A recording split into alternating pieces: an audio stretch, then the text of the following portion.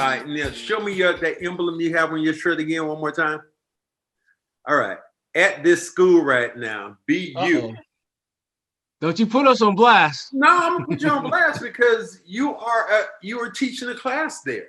Mm-hmm. So for them to see a professor of color must already be a shock to their system, because I'm sure there are not as many people of color on that faculty. Although I know that's where Martin Luther King ended up doing his seminary work at BU. But how do you feel about that when you think about yourself being that authoritative figure when it comes to giving out a grade and people looking at you, you know, as that person of color?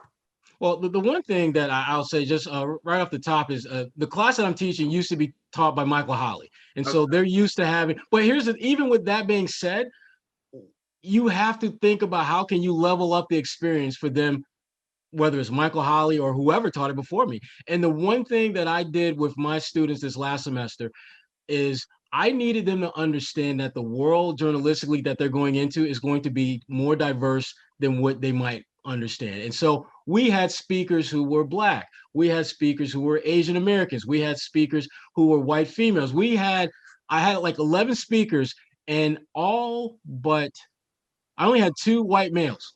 Everyone else was either person of color or female. And that's how I want it. I think that they need to understand.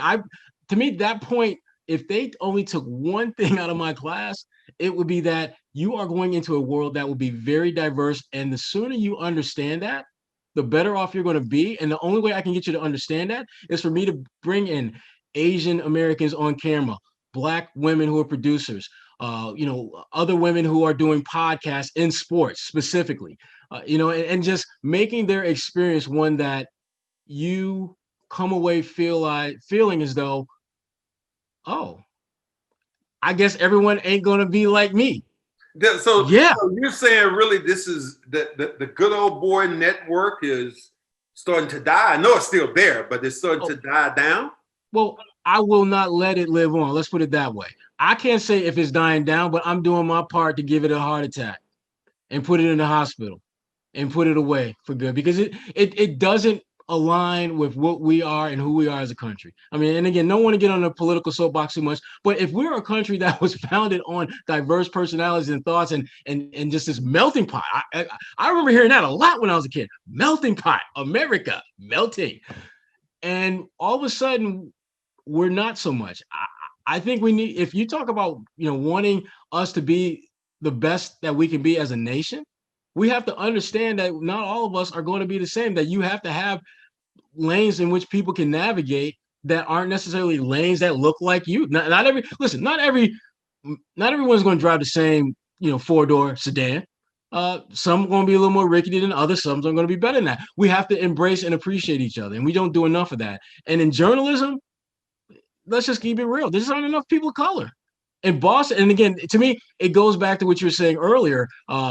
Boston, when it comes to racism, Boston does not have, proprietary rights on that. The keys to the city. Right. No, but when it comes to diversity or lack of diversity, Boston doesn't have proprietary rights on that either. And so what I'm trying to do is do whatever I can to enhance that, to bring about diversity, not only in terms of diversity in terms of people, but in diversity of thought. I'm with the National Association of Black Journalists Sports Task Force. I'm the chairman of that. And one of my big things is trying to create as many lanes of diversity within our group. That's why I work with the LGBTQ community. That's why I work with inclusion and equity and all these different groups. And I work with, folks who don't look like me. And I'm okay with that, because guess what? I know what it's like to be in that room when no one looks like you or thinks like you. It kind of sucks. Yeah, that is.